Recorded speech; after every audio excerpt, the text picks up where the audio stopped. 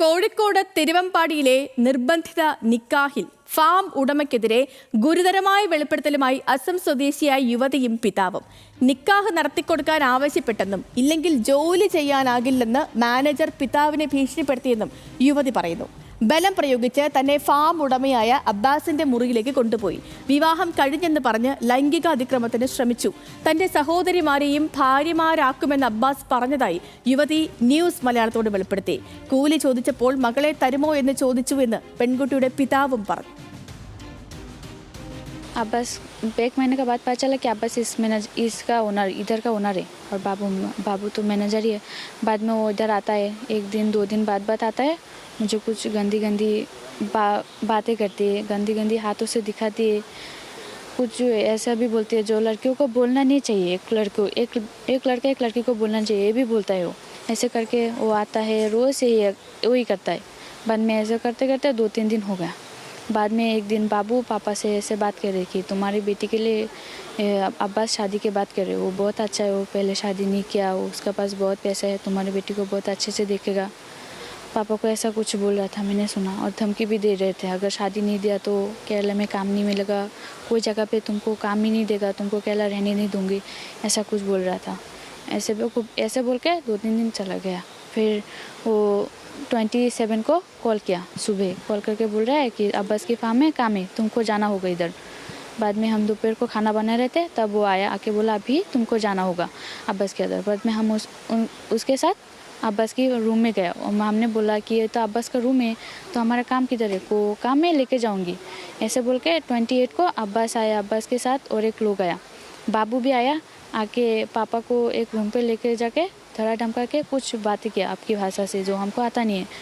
बाद में आके बाबू आके हमको बोला कि तुम्हारा शादी हो गई, ये लो तुमको एक रिंग देती हूँ, अंगूठी, ऐसे बोल के. मैंने कहा कैसे शादी हो गई, मेरा इजाज़त के बगैर मेरा शादी कैसे हो जाए, मैं कोई पेपर में साइन नहीं किया, कुछ भी नहीं बोला, मेरा शादी कैसे हो जाती है, ऐसे बोल के. हमारे इधर ऐसे ही रिवाज है, ऐसे ही शादी हो जाता है.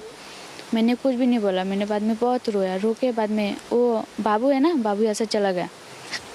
अब्बास रात को इधर ही रुक गया था. बाद में मुझे बुलाया, ही ना दरवाज़ा खोलो. मैंने खोला, वो कुछ काम है, दरवाज़ा जल्दी से खोलो. मैंने दरवाज़ा जब खोला तो उसने आके मुझे ज़ोर से ज़बरदस्ती करने लगा कि उसके रूम में जाना चाहिए, वो मेरे साथ शादी किया है, उसके रूम में जाना चाहिए. मैंने बोला नहीं, और मुझे ज़बरदस्ती उसके रूम में लेके गया. बाद में मैंने मेरे छोटी बहन को बुलाया, वो भी गया, जाकर उसको भी पकड़ लिया. वो बोलता है कि तू दुबई से एक फ्रेंड आएगा, उसके साथ पार्टी है, उधर भी जाना है. बाद में मैं और मेरा जो बहन है वो आ गया रूम में, आके डोर लॉक कर लिया. मुझे ज़ोर ज़बरदस्ती किया था वो उसके रूम में जाने के लिए. बाद में उसके रूम में लेके भी गया था मेरा हाथ पकड़ के. बाद में मेरे जैसे एक बहन है मेरा, उसको भी ऐसे पकड़ लिया था हाथ में, जोर दोनों को भी हाथ में पकड़ लिया था. हम इधर में काम करने आया है, वो मुर्गी पकड़ा है, 2 महीने का ऊपर मुर्गी पकड़ा है. वो मुर्गी पकड़ने के बाद में हम बोला है हिसाब दे दो, वो हिसाब नहीं दे रहा है. बोलते हैं देगा घुमा के 1 महीने का ऊपर में हो गया, हमारा हिसाब नहीं दे रहा है. वो एक बार बोला है तुम्हारा लड़की को उसको दे दो, अच्छा होगा. हम बोलते नहीं, हमारा लड़की का अभी कोई बात नहीं, हमें आसाम जाएगा, देश जाएगा, बाद में क्या होगा नहीं देखेगा. बाद में वो हिसाब नहीं दिया है. एक दिन वो बुला के ले गए, काम है, वो काम पे बुला कर लेके जाके ऐसा कर दिया है. हमको तो मालूम नहीं है क्या होगा नहीं होगा, हिसाब नहीं देता है. उसका टेक्निक है, हमारा बेटी को कहाँ भेजेगा, बाहर में भेज देगा, वो लोग टेक्निक बना रहा है. बाद में एक दिन 30 तारीख को फिर हमको जैसे तैसे इधर में आके पहुँच गया है. अभी हमारा 1 महीना का ऊपर हमको इधर में बैठा कर रखा है. अभी हमारा क्या होगा नहीं होगा हमको मालूम नहीं, ऐसा हो गया. अभी इधर रूम बोलता है खाली करो, हम अभी किधर रहेगा, क्या करेगा. എന്തൊരു കഷ്ടമല്ലേ, നമ്മുടെ നാട്ടിൽ ജോലി തേടി വരുന്ന ആളുകൾ അനുഭവിക്കേണ്ടി വരുന്ന ക്രൂരതകളും കാര്യങ്ങളും ഒക്കെയാണ് നമ്മൾ ഈ കേട്ടത്. ലിനറ്റ് വർഗീസ് ഉണ്ട് കൂടുതൽ വിവരങ്ങളുമായി നമുക്കിപ്പം. Lynette, good morning.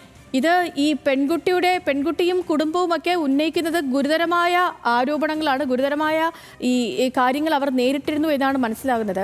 ഈ പരാതിക്കാരിയെ പെൺകുട്ടിയും കുടുംബവും എത്ര നാളായി ഈ അബ്ബാസിന്റെ ഫാമിൽ ജോലി ചെയ്യുന്നു? ഇയാൾക്കെതിരെ നേരത്തെയും പരാതികളൊക്കെ ഉയർന്നിരുന്നോ? എന്താണ് ഇയാളുടെ ഒരു പശ്ചാത്തലം? നമുക്ക് മനസ്സിലായത് എന്തൊക്കെയാണ് ഇവരുടെ വാക്കുകളിൽ നിന്ന്, ലിനറ്റ്?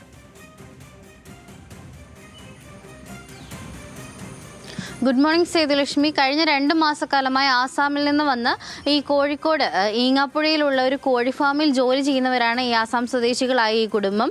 അതോടൊപ്പം ഈ 2 മാസത്തിനുള്ളിൽ ഈ അവസാന ഘട്ടത്തിൽ ഫാം അടച്ചുപൂട്ടുന്ന ഒരവസ്ഥയിലേക്ക് എത്തി. പക്ഷേ അവർക്ക് ഇതുവരെ ഈ 2 മാസക്കാലം ഇവർ ജോലി ചെയ്തതിൻ്റെ പണം നൽകിയിട്ടില്ല. അതേ തുടർന്ന് തൻ്റെ മകളെ നിക്കാഹ് ചെയ്ത് നൽകണമെന്നും താൻ കൂലിക്ക് പകരം മകളെ നിക്കാഹ് ചെയ്ത് തരികയാണെങ്കിൽ പണം തരാമെന്നും ഒക്കെ തന്നെയാണ് ഈ പെൺകുട്ടിയുടെ അച്ഛനോട് ഈ ഒരു ഫാം ഉടമയും അതോടൊപ്പം മാനേജറും പറഞ്ഞിരിക്കുന്നത്. ഞെട്ടിപ്പിക്കുന്ന വെളിപ്പെടുത്തലാണ് ഇപ്പോൾ ഈ ഒരു ആസാം സ്വദേശിയായ കുട്ടിയുടെ ഭാഗത്തു നിന്നുണ്ടായിരിക്കുന്നത്. കാരണം അവിടെ ജോലി ചെയ്യുന്ന സമയത്തും ലൈംഗിക ചൊവ്വയോടുകൂടി അവിടെ സംസാരിക്കുകയും ആംഗ്യ ഭാഷകളൊക്കെ തന്നെ കാണിക്കുകയും ചെയ്തിരുന്നു.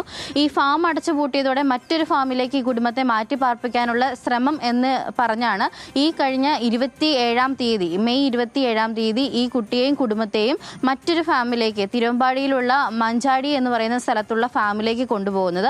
പക്ഷേ അവിടെ പിറ്റേ ദിവസം നടന്നത് ഈ കുട്ടിയുടെ നിക്കാഹായിരുന്നു. എവിടെ നിന്നോ വന്ന ഒരാളെ കൊണ്ടുവന്ന് അവിടെ നിക്കാഹ് ചെയ്യിപ്പിച്ചു എന്നാണ് ഇവരോട് പറഞ്ഞത്. പക്ഷേ ഇവർക്കത് നിക്കാഹായിരുന്നു, അതിൻ്റെ ചടങ്ങുകളായിരുന്നു എന്ന് മനസ്സിലാക്കാൻ സാധിച്ചില്ല എന്നാണ് ആ കുട്ടി പറയുന്നത്. പ്രത്യേകിച്ച് ഈ തന്നെയും തൻ്റെ സഹോദരിമാരെയും ദുരുപയോഗം ചെയ്യുമെന്നും അതിനുശേഷം ഈ നിക്കാഹ് കഴിഞ്ഞതിന് ശേഷം ഇവരെ പുറത്ത് ഉള്ള ആളുകൾക്ക് കാഴ്ചവെക്കുമെന്നും ഗൾഫിലോട്ട് കൊണ്ടുപോകുമെന്നും മറ്റുള്ളവർക്ക് കാഴ്ചവെക്കുമെന്നും ഒക്കെ തന്നെയാണ് അബ്ബാസ് പറഞ്ഞതായിട്ടാണ് ഈ കുട്ടിയുടെ വെളിപ്പെടുത്തൽ ഉണ്ടായിരിക്കുന്നത്. പ്രത്യേകിച്ച് എടുത്തു പറയേണ്ട കാര്യം ഈ ഫാമിൽ കൊണ്ടുപോയതിനു ശേഷം മറ്റൊരു റൂമിലോട്ട് കൊണ്ടുപോവുകയും ഈ കുട്ടിയെ പീഡിപ്പിക്കാനുള്ള ശ്രമം നടത്തിയെന്നുമാണ് പരാതിയിൽ പറയുന്നത്.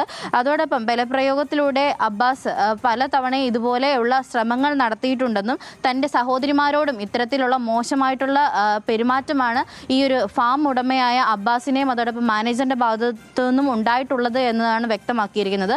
അതോടൊപ്പം എടുത്തു പറയേണ്ട കാര്യം ഈ ഒരു 2 മാസത്തിനിടെ ഈ കുട്ടികൾ അനുഭവിച്ച കാര്യങ്ങൾ എന്ന് പറഞ്ഞാൽ ഈ ജോലി ചെയ്യുന്ന സമയത്ത് പോലും ഇവർക്ക് അതിൻ്റെ പണം നൽകിയിരുന്നില്ല. അതോടൊപ്പം തന്നെ ഇത്തരത്തിലുള്ള പെരുമാറ്റമാണ് അവിടുത്തെ ജീവനക്കാരുടെ ഭാഗത്തു നിന്ന് ഉണ്ടായത് എന്ന് വ്യക്തമാക്കുന്ന കാര്യമാണ് ഉണ്ടായിരിക്കുന്നത്. അതോടൊപ്പം ഈ കുട്ടിയുടെ പിതാവിൻ്റെ ഭാഗത്തു നിന്നുള്ള വെളിപ്പെടുത്തൽ എന്ന് വെച്ചാൽ ഈ ജോലി ചെയ്യുന്നതിൻ്റെ വേതനം ഇതുവരെ നൽകിയിട്ടില്ല. ഈ 2 മാസക്കാലത്തെ പൈസ ഇനിയും കിട്ടാനുണ്ട്. അതുകൊണ്ട് തനിക്ക് നാട്ടിലോട്ട് പോകാൻ പറ്റാത്ത അവസ്ഥയാണ്. ഈ കുടുംബം അതുകൊണ്ട് ഇപ്പോഴും ഈ ഫാമിൽ തന്നെ തുടരുന്ന ഒരു സാഹചര്യമാണ്. ഈ ഫാമിൽ നിന്ന് ഉടൻ ഇറങ്ങി പോകണമെന്ന് തന്നെയാണ് ഈ ഒരു പരാതി നൽകിയതിന്റെ പശ്ചാത്തലത്തിൽ വാക്കുകൾ. അതെ, മകളെ തന്നാൽ എല്ലാം ശരിയാകുമെന്ന് പറഞ്ഞ് മകളെ അന്യനാട്ടിലേക്ക് അയക്കാൻ അവർ ശ്രമിച്ചുവെന്നും വീടൊഴിയാൻ പറയുന്നുണ്ട്. പണം കിട്ടാതെ ഞങ്ങൾ എവിടെ പോകുമെന്നും ആ അച്ഛൻ ചോദിക്കുകയാണ്. അതായത് നമ്മുടെ നാട്ടിലേക്ക് ജോലി തേടി വന്ന ഒരു കുടുംബം അവർ സഹിക്കേണ്ടി വരുന്ന ക്രൂരതയാണ്.